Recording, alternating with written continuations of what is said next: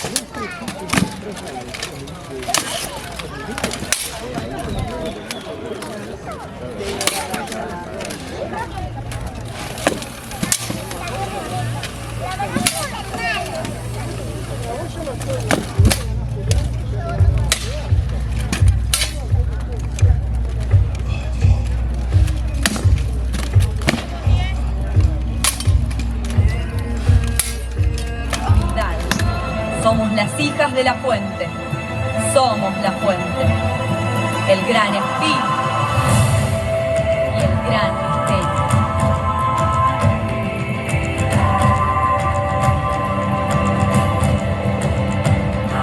Semilla de potencialidades infinitas, con amor nos regamos, de fuego, de tierra, de agua, de aire. Somos.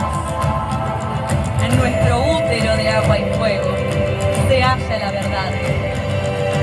Podés escuchar, te animás a sentir. Estamos listas para abrir las puertas de Avalon en Argentina.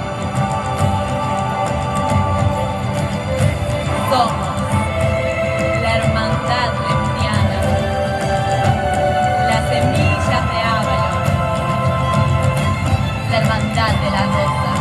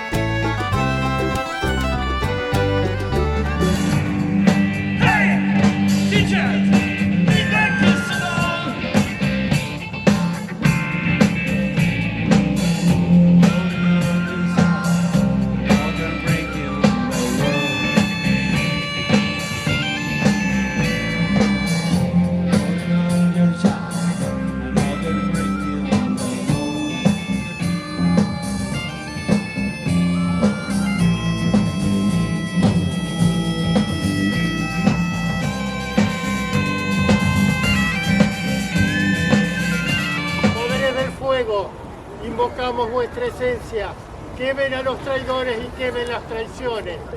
Silfos, céfiros, dragones, soplen fuegos para que quemen todo lo negativo a nuestro alrededor. Poderes del aire, del este, poderes de las hadas, poderes de los elfos, soplen vientos de cambio para que arde esta hoguera y que todos los pedidos viajen al cosmos. Poderes del agua, ninfas, nereidas y sirenas, traigan salud, amor y compasión